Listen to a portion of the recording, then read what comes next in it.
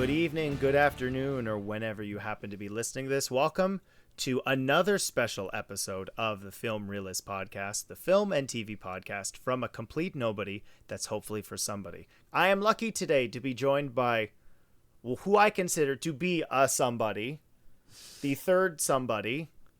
I don't know why I'm going with this thought, but I'm going to keep going with it. I am lucky to be joined by Stephen Colbert. No, you didn't read that name wrong. That is his name.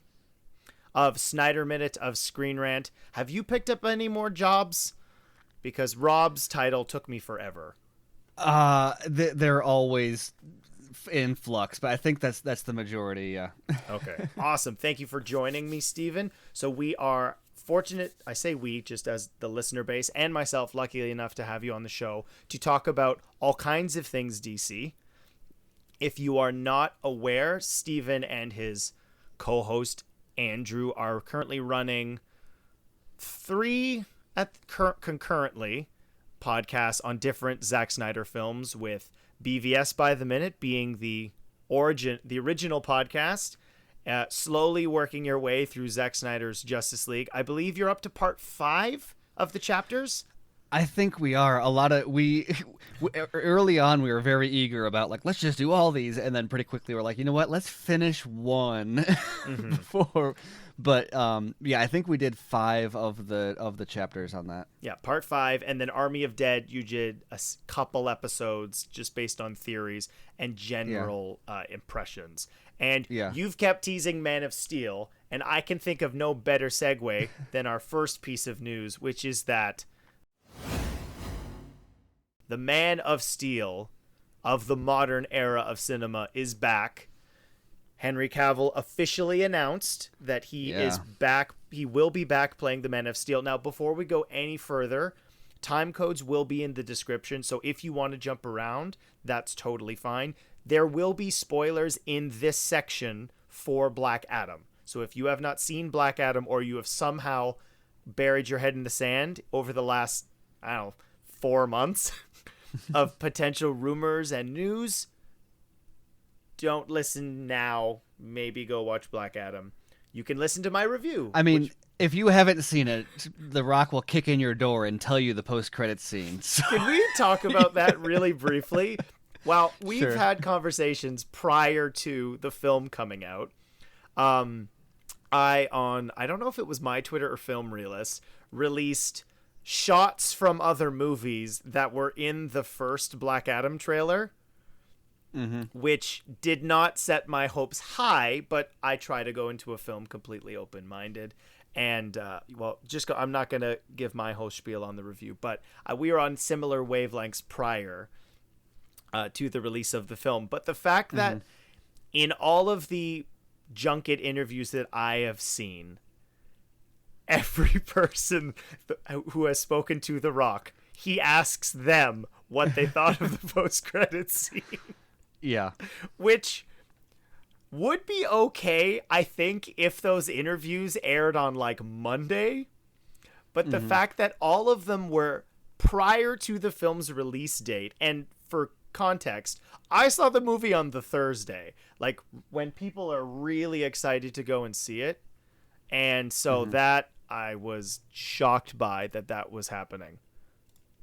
But yes, so Superman has a cameo in the post-credit scene of Black Adam, revealing with a face. Full face, which is even more ironic given the fact that there's a burnt head Superman earlier in the film. And so I learned this recently, that it was shot with potentially the exact same body double that was in Shazam. Now that I cannot corroborate that, but it's a fun connection. Why not? And so it was done that way, but Dwayne rock-bottomed Walter Hamada and was able to bring in Henry Cavill in September, and the scene was shot in the Man of Steel suit, which Henry recently revealed on another podcast, which I'm not going to plug because I'm not friends with Josh Horowitz yet. That's my goal. He's a great interviewer. I highly recommend checking out that interview. But there is no writer, there is no director, there is no producer. Anything that may be floating around in the internet is a rumor at this point. There has not been any industry professional with any piece of information that has been corroborated. As an active fan of Zack's films and Henry Cavill's Superman, how do you feel about this step forward out of the darkness that was the DCEU to some? It's a big deal, I think, for a lot of reasons. But one of the biggest is that DC it's been like, I wrote an article at ScreenRant.com titled "It Took the DCEU 5 years to heal from Justice League." And which Justice League, Stephen? The one called Justice League. Oh. Justice League 2017. I refuse to call it any other names because it's just weird. The theatrical cut to some. The theatrical cut, or 2017. I don't nickname it, but that's the last time we saw him. I mean, we saw him in Zack Snyder's Justice League, but it was all old footage. Mm-hmm. So the last time that we saw him, that he did photography for a movie, it was for the mustache removed CGI ugly face in that movie, and then nothing. And not only did he not have any other appearances, but Shazam did the headless cameo, Peacemaker did the headless cameo. Well, silhouette. They gave him faceless, a head. Faceless. Yeah. They took his face off. Yeah.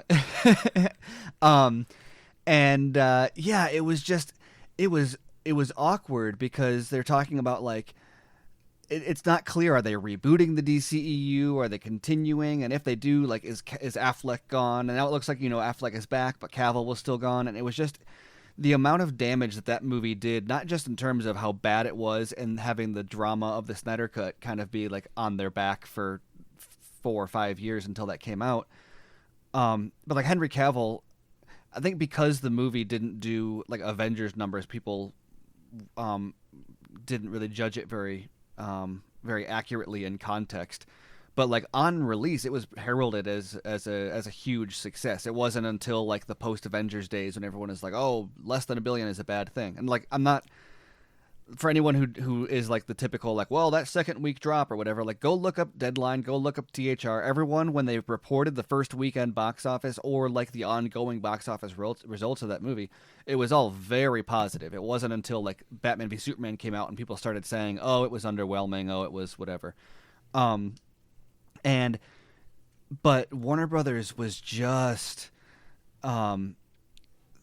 terrified of the polarized or the perceived polarization of the fan base, and as a result were, like, basically actively gaslighting the people who loved the movies and feeding this, like, kind of divisive nature. And so there was, like, oh, they're gonna get, like, but they wouldn't fully reboot, and they wouldn't, like, they was just in the worst of all worlds. Well, for context, because you brought up Man of Steel, if anyone is curious, I have the numbers. So Man of Steel worldwide gross was $668 million.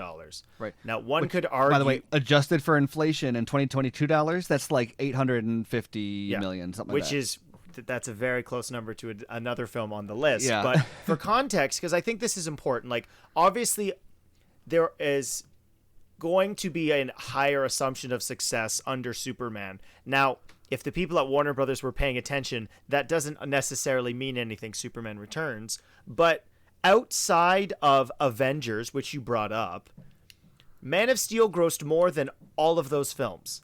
The closest is Iron Man 2, which typically, depending on the success of a franchise, the first one may be the biggest hit. Sometimes it's the second film. More often than not, it's the first one, and you're going to get drop-offs afterwards. So that, like, you're totally, the $1 billion of the Avengers ruined the MCU or the DCEU prior. What's crazy is, like, I even think it's a fair argument or standard for Batman v Superman. There's a lot of intricacies with the box office with Batman v Superman, but with Man of Steel, it's crazy because it's not just that it didn't hit the $1 billion. It's that the $1 billion standard didn't exist until after Man of Steel came out. So you're holding it to a standard that hadn't even been established yet at the time, like retroactively, which it doesn't make any sense. But so I think the record shows, based on the response at the time, that it was a big box office hit. But then, because of Batman v Superman, Warner Brothers started, like, second guessing everything, and then Justice League really put everything into a state of limbo. I'm of the opinion that announcing Man of Steel 2 in like December of 2017 and then actually making it would have virtually killed the Snyder Cut movement. Oh, absolutely. Because I don't think a lot of people, especially like the real hardcore Snyder stands, don't realize just how much of a push that entire thing got because of people that wanted more Henry Cavill. Mm-hmm. Most of the mainstream support was about Henry Cavill. Affleck too, but I mean, Henry Cavill's like... He's been the figurehead from the beginning. Yeah. It would be like if after Iron Man 2 got like, you know, kind of lukewarm mixed reception, if they had like gotten scared of using Tony Stark again in any of their movies. And like, I don't know. They did the opposite. They paid him more for less screen time. Right, yeah. So anyway, without, I could, you know me, I could go on for hours and hours with the well, I've allotted hours potentially for today's episode.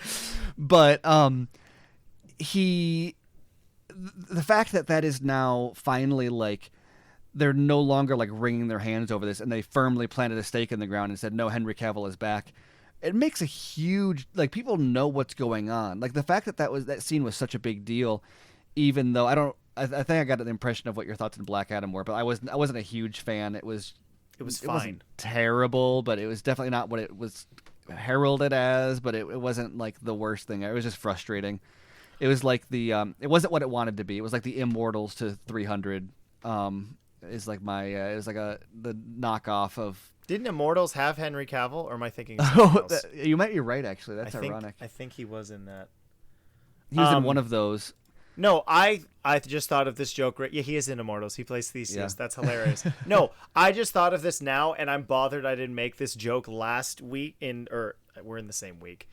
In the Black Adam episode, which is the hierarchy of power did change in the DCU. It just happened to be in the suits who were at the conference tables. Well, that's the thing too about The Rock, is that so much of his persona is brand over... Like, you know, he's not a real big box office pull. His movies are entertaining, but like they're not, to be a snooty about it, like they're not cinema, right? I mean, Pain and Gain is like, you know, cinema, I think.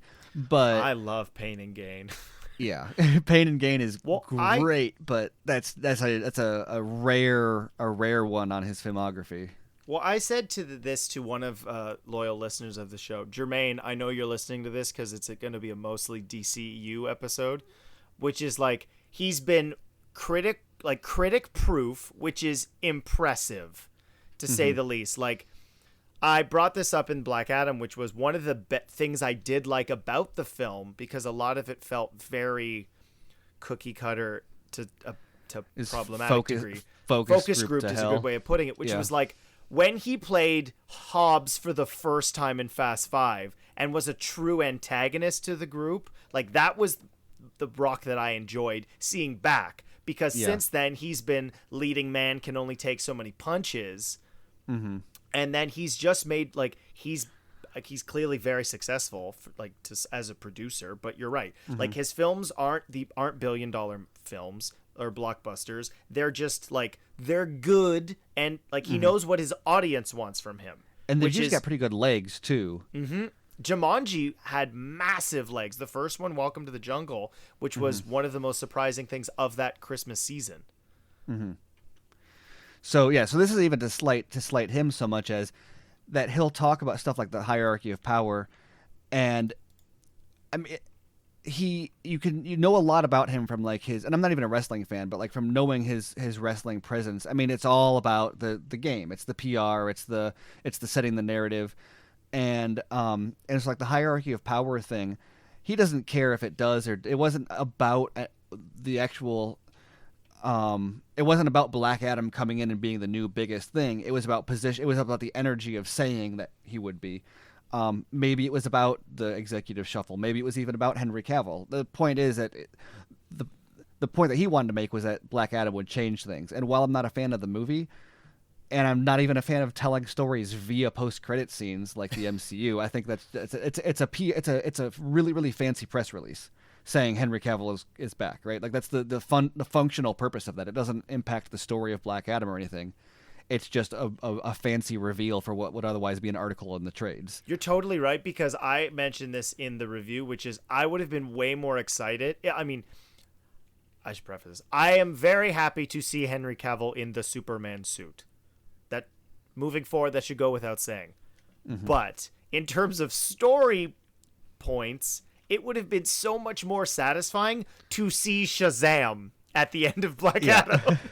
Like, the guy I actually want to see him fight. Or, like, what if it was both of them? Wouldn't that be cool? If Superman and Shazam were together? Well, and that would be... It would add narrative significance to the headless cameo in Shazam. Like, at the end of the day, what is shocking to me, and this is the horse, unfortunately, the dead horse I keep assaulting, which is that they had both of them at Comic-Con, and obviously there's been a shuffle in the last 3 months.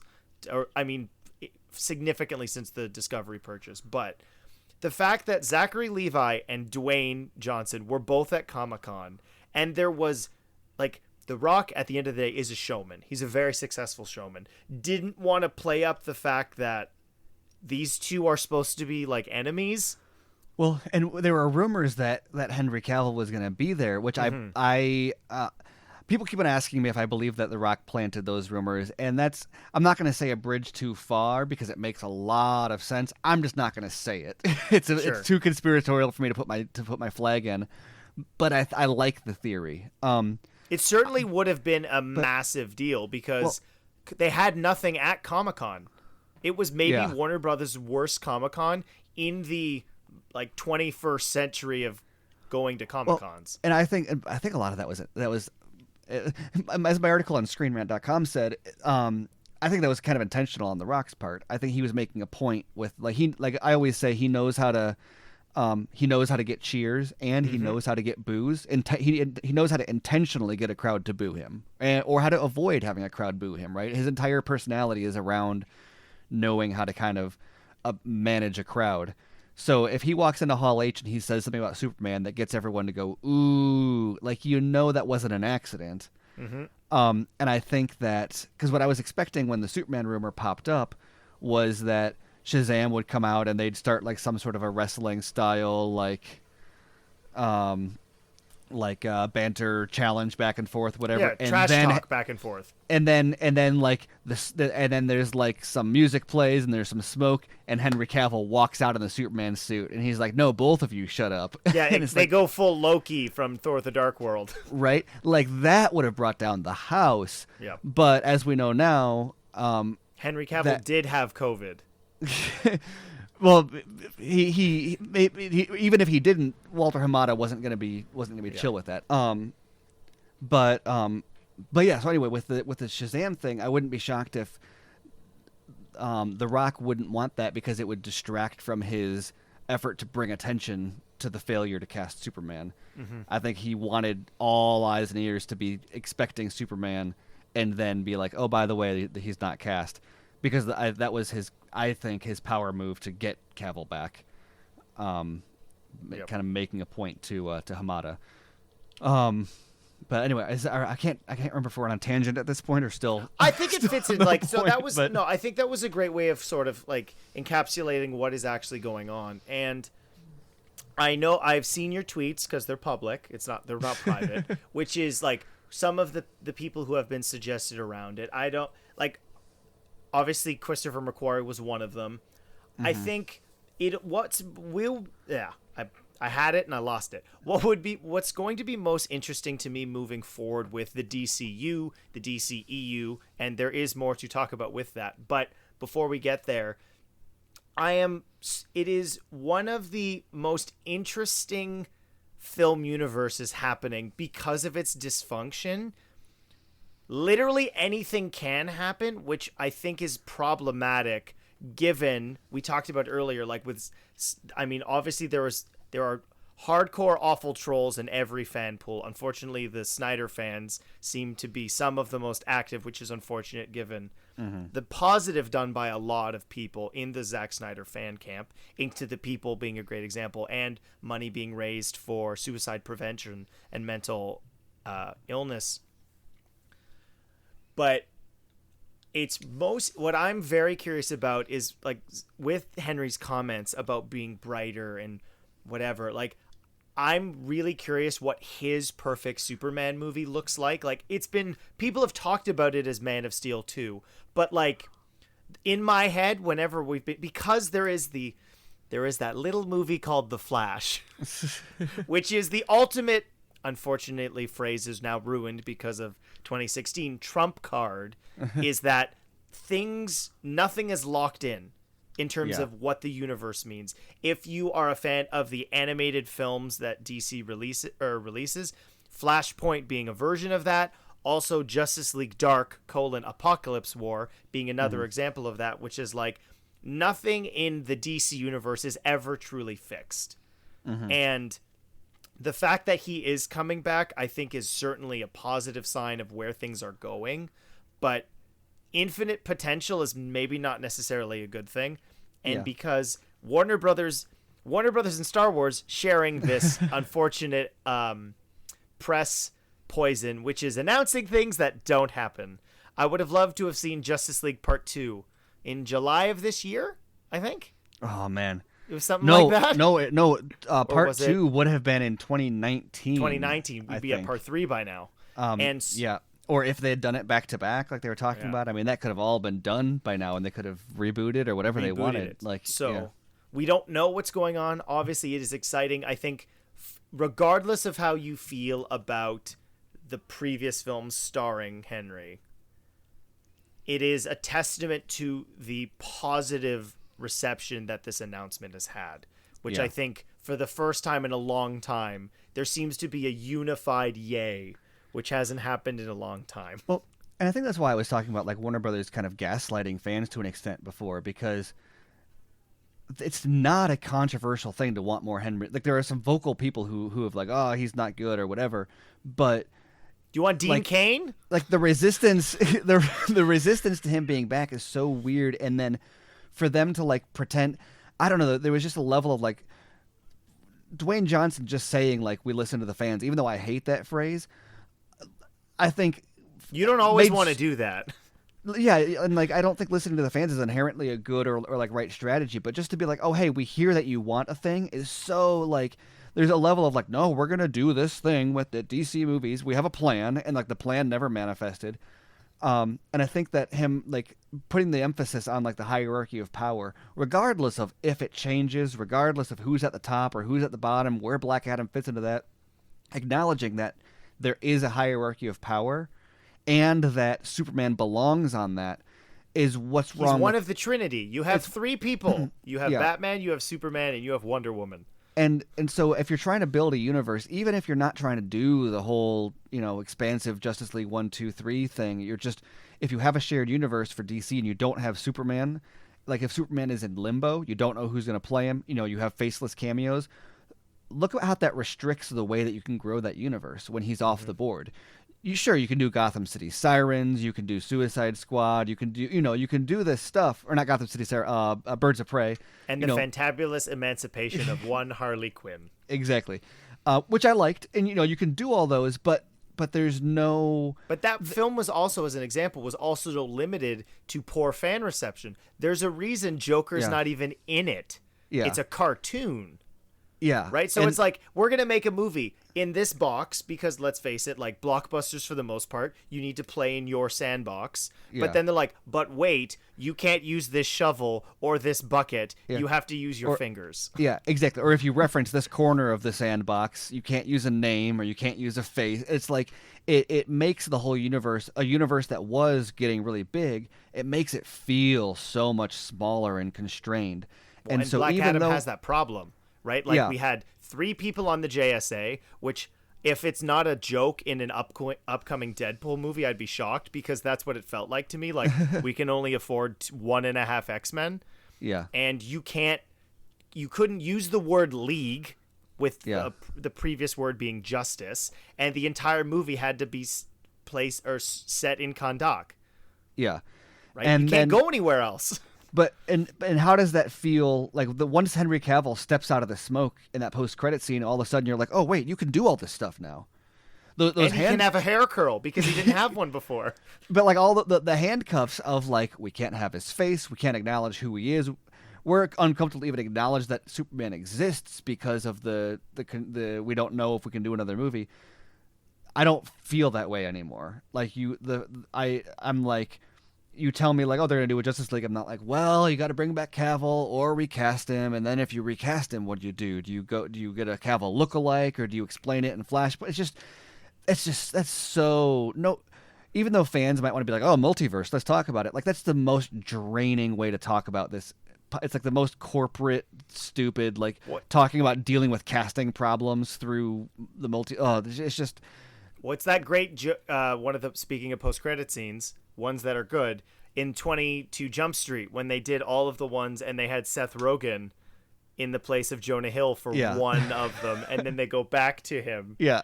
And they talk about, what do you mean contract negotiations? Well, it seemed like, and I'm sure you shared this opinion, when they announced everything going on with Flash version 17 and a half, that they were bringing in, the actress to play Supergirl. Sasha Calle. Thank you, yes. Right? Which was like, oh, okay, we're getting rid of Cavill, I guess. Yeah, exactly. Well, in the same way Keaton, and I never know, people, I don't know, it's one of those things where people take, because you referenced like Cavill talking about like a more bright, hopeful Superman, which I think that they'll want to go in that direction a little bit, but I think that the Keaton being a Affleck replacement, Sasha Calle being a Henry replacement, whenever people say this stuff, it's almost always like these are all narrative things, and like I always go back to it's a little bit different, but like with Zack promoting Zack Snyder's Justice League, be like, oh, there's no jokes, this is dead serious, and then like it was funnier than the theatrical cut. In my mind, there were more jokes. The jokes were funnier. They landed better. It was more humorous overall. What do you call a hot dog now? A tube steak. Yeah, exactly. And so like, for example, Henry Cavill saying like, oh, I can't wait to see a joyful Superman, doesn't necessarily, like, that could mean, he was joyful in Zack Snyder's Justice League, you could say, right? And so I think he definitely took joy in beating the absolute bejesus out of Steppenwolf. Yeah. But I think that there's buzzwords like that where it's like, this is what we want for the marketing, and it doesn't necessarily always mean like, let's take this as absolute fact that it's not going to be anything but this sunshine and rainbows version of joy that I've got in my head. Yeah, Superman will smile the entire movie. You know what it is? Henry Cavill got Brie Larsoned in terms of the Captain Marvel thing, where it's like, Superman doesn't smile. Why isn't Brie Larson smiling? Right. One of the things that I've wanted now that this is happening, I don't know if again, I'm going back to this because there has been an abundance of Superman content. I hate using that word, but that's what they use it as now. For the direct-to-videos, this is a while back, but they did Superman Unbound, which was based on the Brainiac one, right? The Brainiac run. And like, I'd love to see Supergirl in it. Exactly. Like they could do so many things. And we've talked about this a little bit on BVS by the minute, but the number of Brainiac teases or Easter eggs in Man of Steel, and I knew that they were there, but once you start looking at some of the concept art and stuff like that, the amount of Brainiac groundwork that has already been established is kind everything's of in there. Insane. The AI universe, and it's ironic. And I'm going to plug something even that you like did. The Doomsday stuff is all very, very, very Brainiac origins. Yep. Yeah. When I'm gonna plug an article you wrote a whiles back for this little thing, the Superman the Animated Series, which was. It was actually, ironically, in one of the commentary tracks, which I think made it to the Blu-ray. I don't want to get into that part specifically, but it was introducing Brainiac as a part of Kryptonian, like the history of Krypton was an original idea they brought to that first pilot, which was Alan Burnett, one of the most famous TV comic book writers of all time, was originally against. But it makes so much sense when you were building out this universe, and they're likely not going to use Lex Luthor. Like, who's his next big bad? It's Brainiac. And I want a giant skull ship. Yeah. Because it's the coolest, most metal one they have. And think about that, too. They've got Kryptonian outposts. They've got, like, they could take Superman and Supergirl away from Earth. They don't have to deal with, like... We can go to Kandor. forget about all of the insanity with like, oh, are they going to bring back Lois Lane? I mean, they with should, Amy though. Adams? Oh, they definitely should. But like, We need Superman's son. Like, let's just, if they're gonna move forward with it, like, I'd love to see like bearded Superman. I mean, they're clearly gonna go with the blue and the red. I get why, but like the bearded Superman with just no cape and the gray and black suit in the Dark Side War run. Oh, that'd be amazing. Yeah. But yeah, they literally can do anything. But the fact that this is even a conversation we can have is why Cavill being back is a game changer on its own.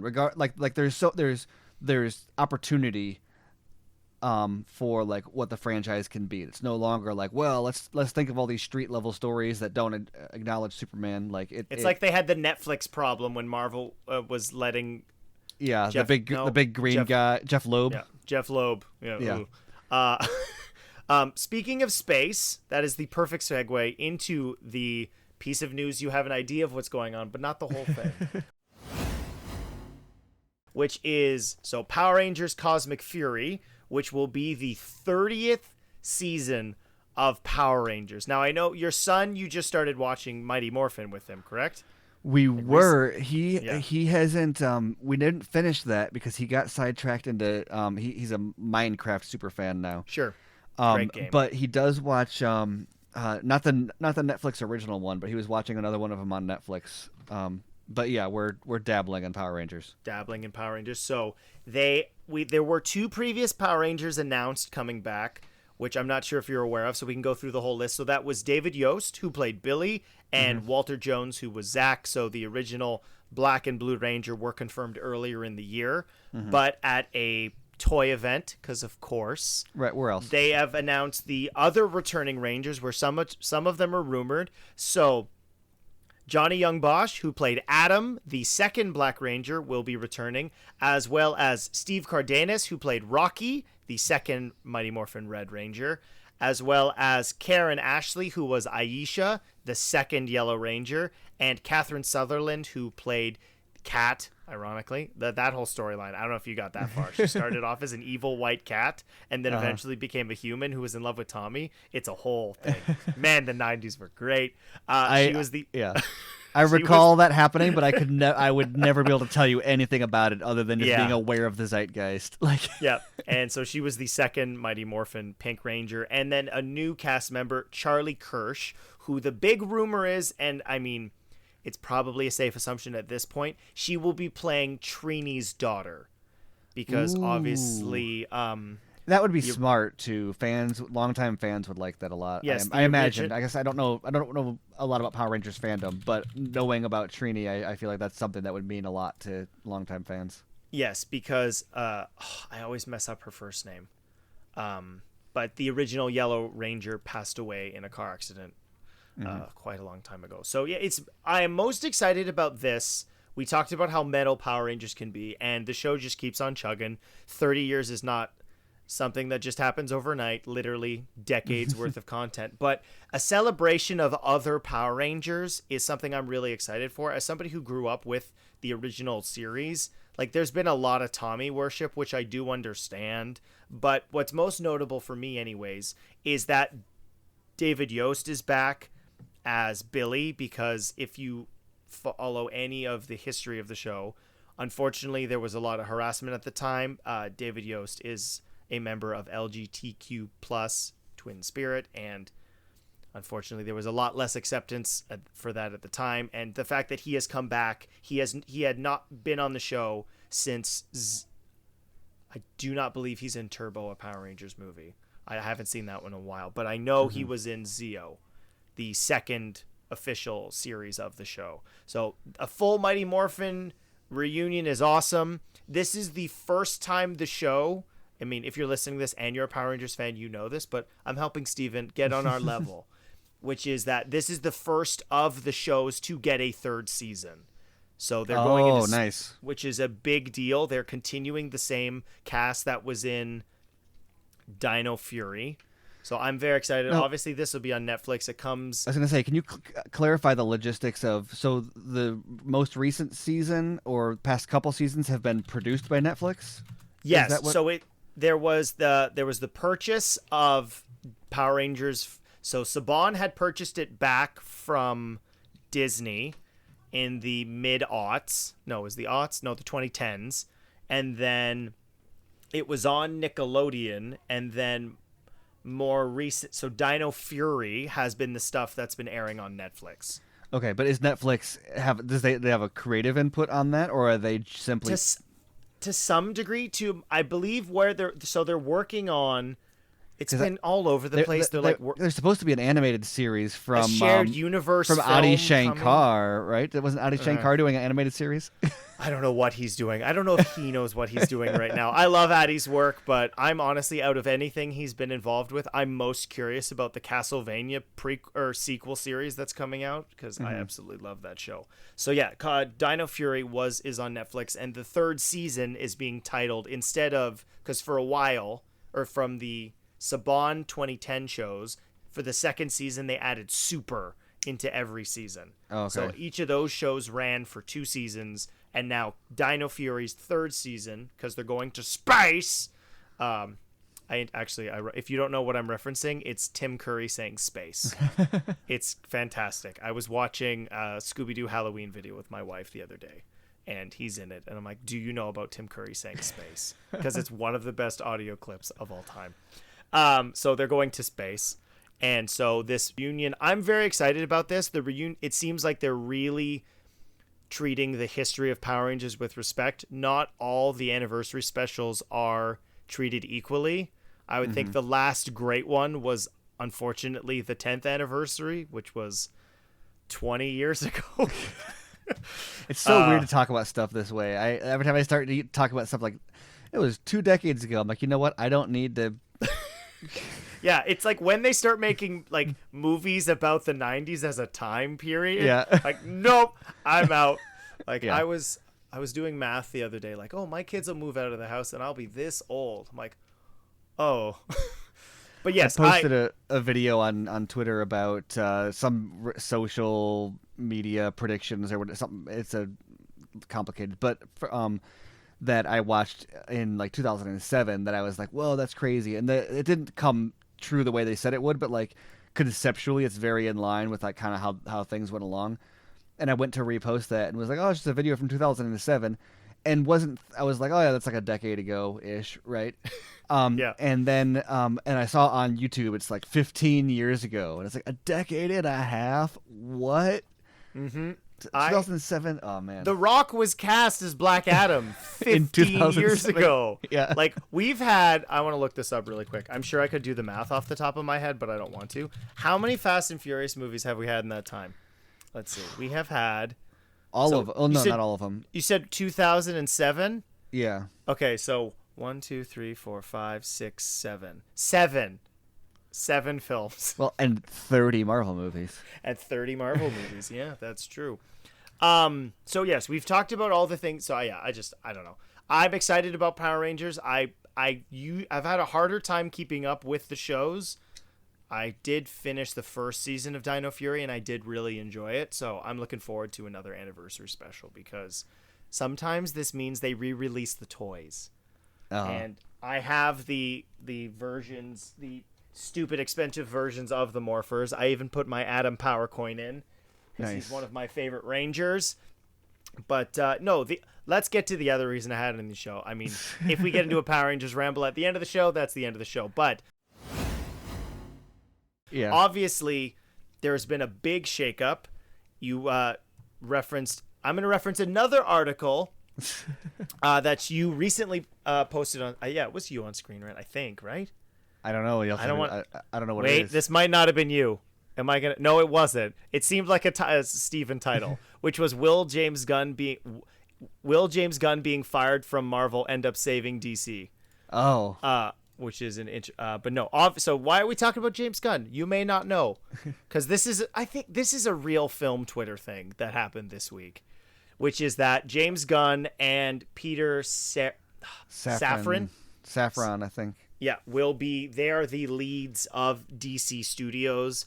And I read this in some places. Again, We also read that DCEU was in places, but apparently now it's just the DCU. Or remember at Comic-Con a few years ago, on the panel said like Worlds of DC, and everyone was like, they're rebranding to Worlds of DC now, and like they've never had a name for it. Well, and honestly, DCU doesn't make sense. Is it just Detective Comics Universe? Because if it's supposed to be DC Cinematic Universe, it should be DCCU.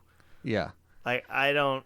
DCU honestly, to me has always been the whole thing. The everything. Yeah, the literal multiverse of everything, right? Like James Gunn showed up.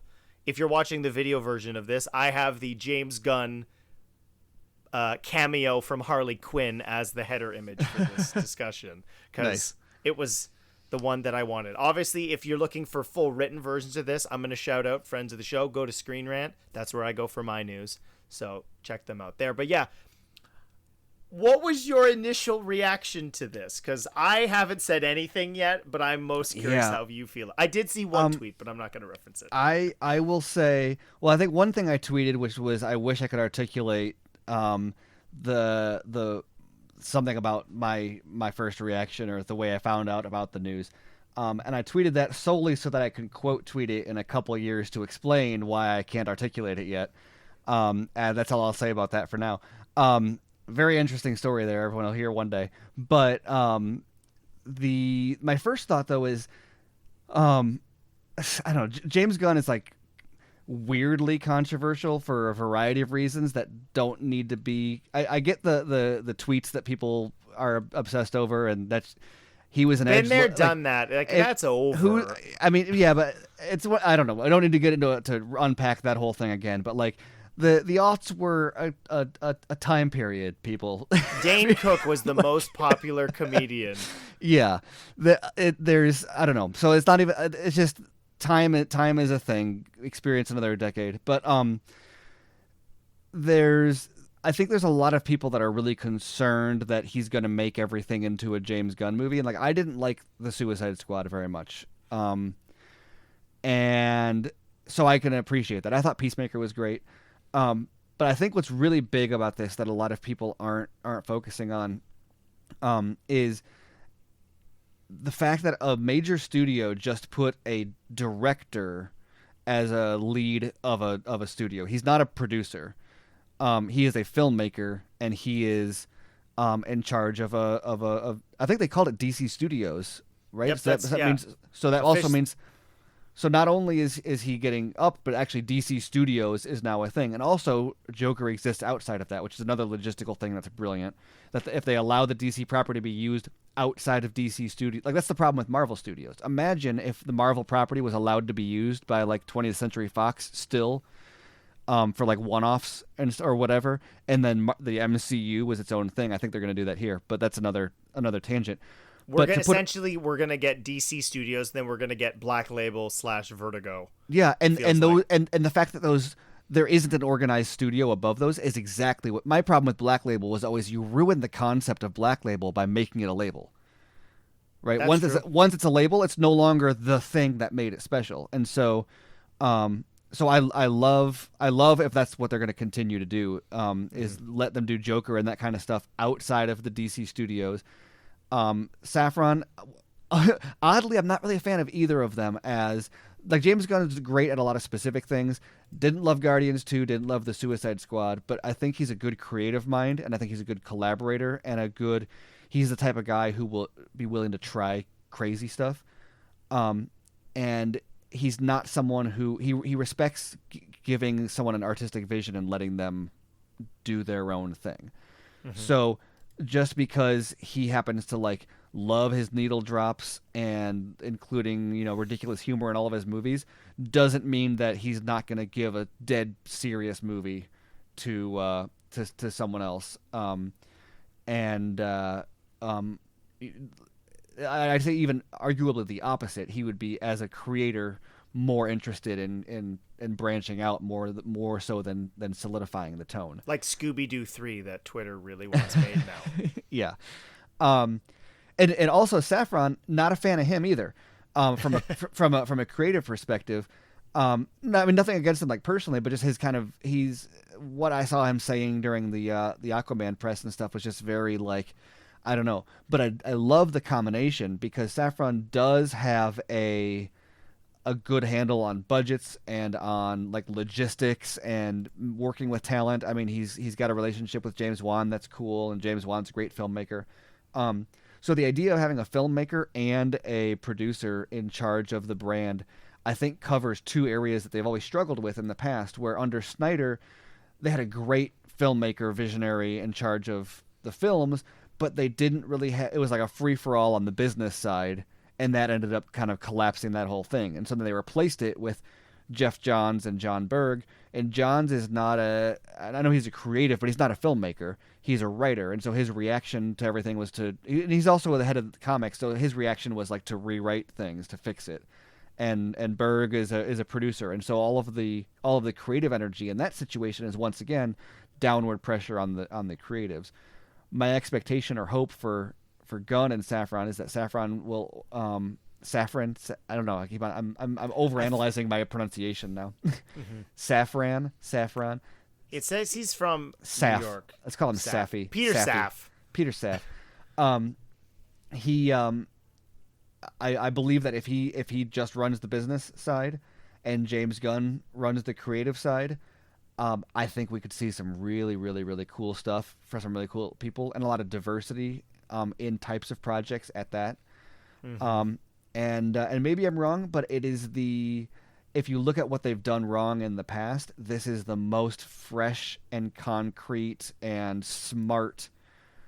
Like there were so many safe and boring decisions they could have made here, and this is not that. But it's also not risky in like a way that's like, well, they're just burning the whole thing down now. This is actually like they're really taking a big swing on something that could pay off in a huge way that I think is really cool, despite not being a huge fan of either of the guys. I'm going to make a really weird sports metaphor. If you're a Toronto Raptors fan, like I am, this might work for you. And if you're not, you'll be thinking, Kyle, you're spitting nonsense. So what I found really interesting about this is, as to reference the Toronto Raptors, they had a bunch of success with one coach. He won Coach of the Year. And then they fired him because they weren't getting past the first round.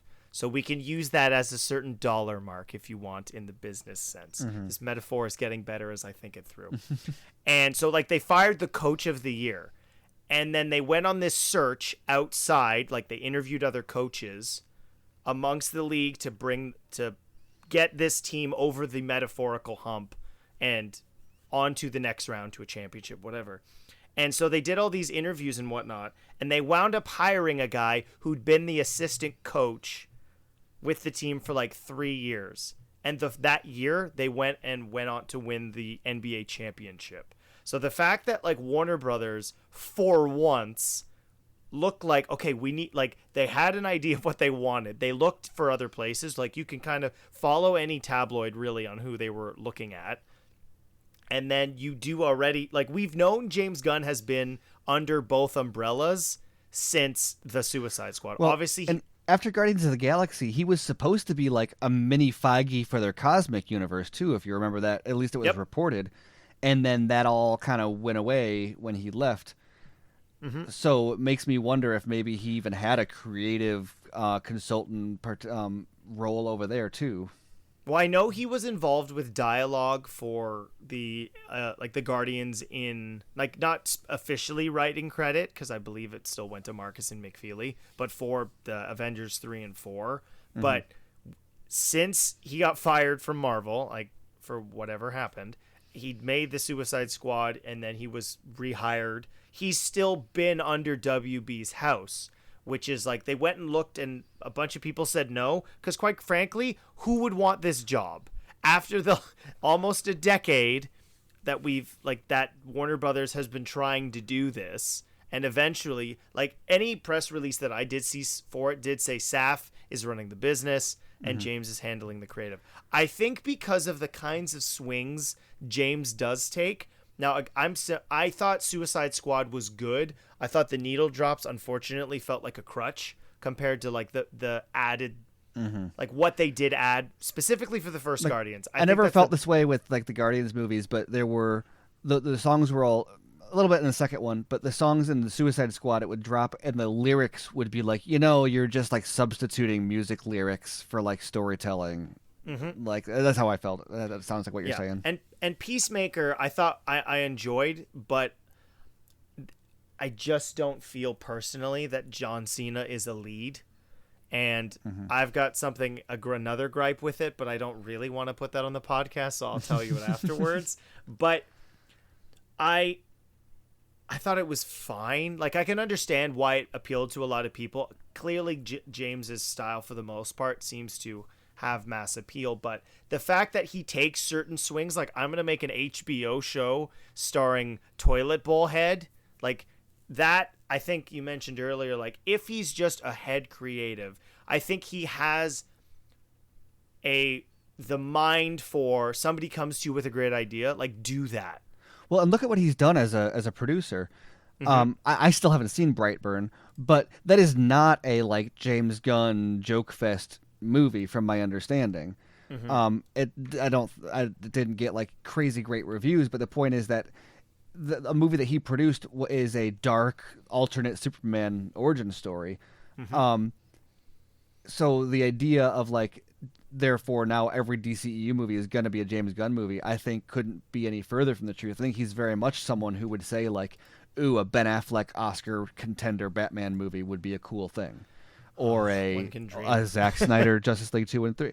I hate even putting that out there because I'm not like, oh, he's going to renew, but like, there's a lot of people they could put in this position who had a 0% chance of bringing back Zack Snyder. Well, bringing back Zack Snyder specifically.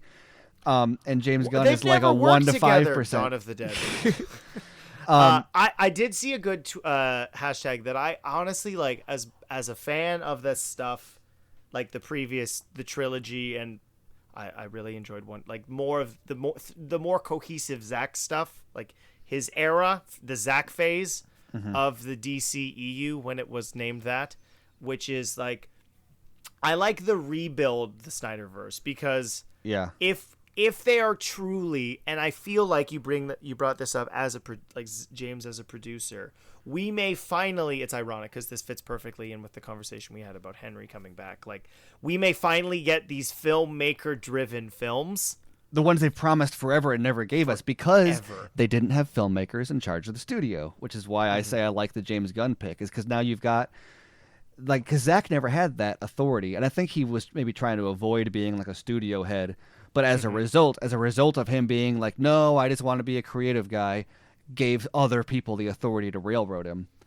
And now James Gunn is the one holding those keys, and yeah, I think that there's a lot of really interesting things that he could do, and whether that's Snyderverse or not Snyderverse, I don't know, but he is not. I would be shocked if that's not on the table. And also from like a PR perspective too, you look at like what's the problem like with a lot of Zack Snyder stuff. There's like almost a PR component of like people not giving him the benefit of the doubt. Like James Gunn does something with his script and people are like, oh, that's they assume that it's intentional, they assume that it's layered metaphor, whatever. And when Snyder does it, people are like, oh, there's no way that it's that deep, it doesn't really mean that. The notion of a, like, let's say, for example, let's forget about like the Snyderverse specifically. Let's say Man of Steel 2. Sure. Co-produced by Zack Snyder and James Gunn. Like, Zack's not going to not have a producer credit on Man of Steel 2 starring Henry Cavill. That's like legally that his name is going to be on that. Whether or not he's actively involved, that's, we'll see.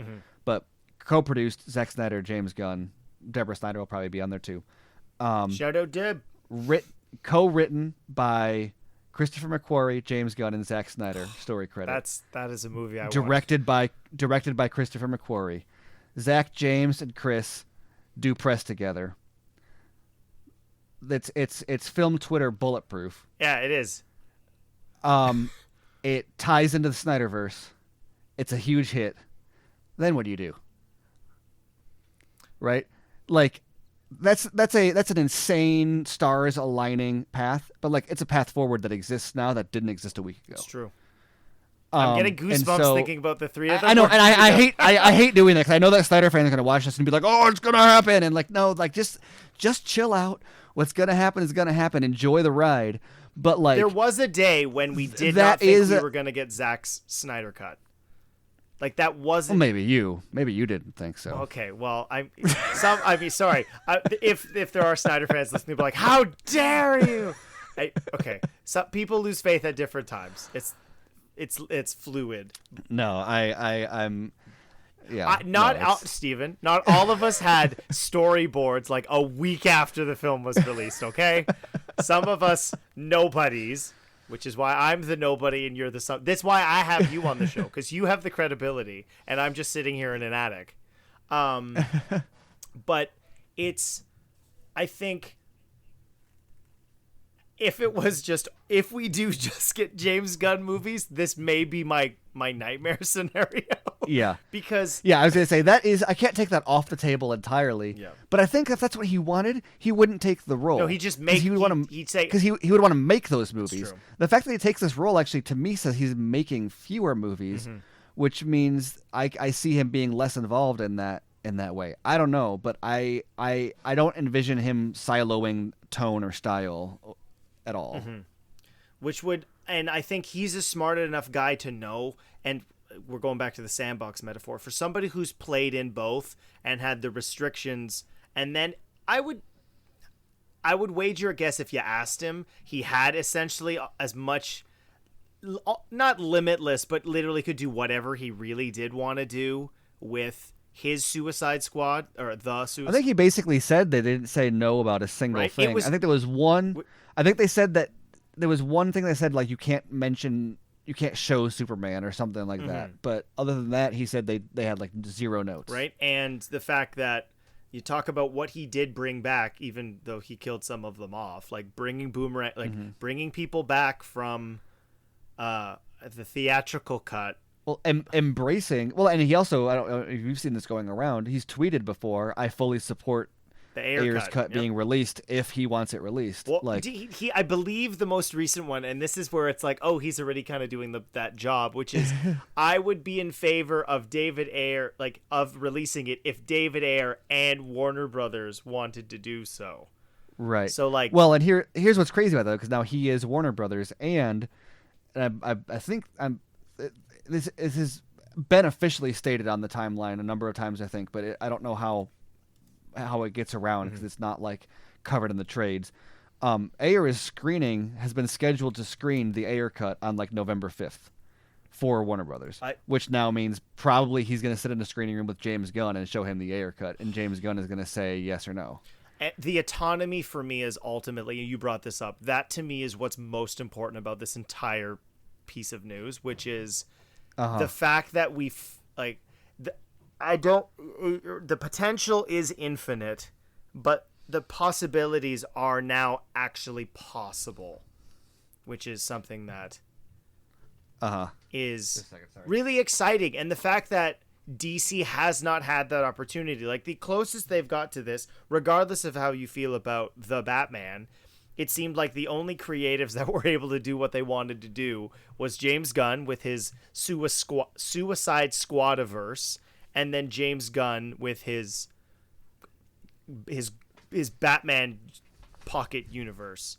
Which, don't get me wrong, I'd love to see a Batman Pocket Universe where you like develop out Bloodhaven, whatever, and maybe we get a Batgirl in that version. Obviously, still frustrated with the canceling. Thanks, Dave, of the actual Batgirl film, but which literally can never be released due to tax purposes, which is even more annoying. Yeah, although I've got a few theories about that, which we don't need to get in super, but if you notice that this Scooby-Doo movie that they also canceled, they're still paying to finish it. I realized as I was thinking about the kind of logistics of this whole thing, Batgirl is a whole spiderweb of complications, but as I wrote for Screen Rant when this originally happened, when things like this happen, they can't release it. But we're talking about, one of the biggest media conglomerates in the world. Can't is such a flexible word when you're talking about tax, and so really what that means is that it will cost a lot of money to release. And here's when it's important to look at why it was canceled specifically, or at least the stated reason. There's there's always the stated and then the real reason. But Zaslav does not believe in the streaming model, and thinks theatrical is the way to go. But Batgirl wasn't designed to really make money theatrically, so it was in this weird territory of they don't trust the streaming model and they can't put it theatrical, and it would cost too much money to make it theatrical. And because of it, they acquired the company this year, they have special tax options to write off expenses related to the old company, and you see them slashing stuff all over the place. That's why they're only releasing 2 films. Don't worry. Their intention. Yeah. I mean, basically, they're tanking. Like, if you think about it, like we're going to use sports metaphors. If they're tanking for the draft to give themselves a better draft pick, they're taking advantage of all these tax benefits, of writing off stuff associated with the old company this year. That's going to give them all sorts of tax credits and write-offs and whatever. It's going to give them a huge surplus of to use, and they're going to be $3 billion or $300 billion, whatever they're. How much? $300 billion sounds like a lot of money. It's got to be $3 billion. Yeah. When you start talking billions and when you start talking more than millions, I'm like, what is it? $3 trillion? How much? It's it's money that's incalculable by so people, much money. And it's got to be $3 billion. There's no way it's 300. But yeah, Lucasfilm was worth 4. So, yeah, it's probably 3. But they're going to have a very different cash flow situation next year than this year. And so there's actually, if they're doing stuff like, oh, hey, let's quote unquote cancel that Scooby-Doo movie, take a tax credit for it, but we'll pay to release it in case we decide to down the road. If they get all those tax benefits from, if they drop revenue for the company low enough and write off all this stuff as expenses, and take advantage of all these tax opportunities, you might see them come back next year and say like, oh, let's do the Batgirl movie, let's do the Scooby-Doo movie. Well, they do have, and now we've got all 4 DC movies currently listed for next year. We have Shazam, The Flash, some form of that, Blue Beetle, which with my boy Xolo Maridueña, and Aquaman, obviously in December. Yeah. So yeah, I don't know if it would be next year, or maybe they'll reshoot the whole thing or whatever. But I think that there's obviously they're not going to announce that as a strategy. We're going to cancel everything and then do it anyway and eat the fine, because the net cost of paying the fine with the tax break and the reduced revenue, that's something for the accountants to figure out. But it's very clear that like they got to have a straight face and tell the IRS, oh yeah, we're writing this off. And then when they decide to release it anyway, they have to pay a fine, pay back the taxes, whatever. But this year is the year where the most they can write off, the most they can expense, the most they can drop the revenue is all going to benefit their bottom line in a way that it won't next year or the year after or the year after the year after. So I don't know. Not that that means they're going to release Batgirl, but I think that the reality of that situation isn't quite as black and white as they would paint it. Yes, I don't even know what's going to happen. But I do know that you can follow Stephen on Twitter, SM_. No, there's no underscore. Nope, just SM Colbert. SM Colbert. You can follow all of his by-the-minute shenanigans with fellow writer at Screen Rant, Andrew Dice, at SnyderMinute.com. All of the shows are connected to there. If you love the shows as much as I do, they do have a Patreon. I want to thank Stephen for coming on the show. I know he's had a very hectic week that hopefully I will find out about later. So this episode is a bonus for this week. We are officially episode 14, if I'm counting right. Next week's episode will be a review of season 1 of House of the Dragon, and a review of Sean O'Connell's upcoming book, With Great Power. I got my review copy in the mail today. Nice. Thank you. Thank you, Applause Books. I'm looking forward to reading that. Steven's got his as well. You could have got yours signed. You should have done that. I'm just kidding. Yeah. But yes, that wraps up the show. I will see you next time.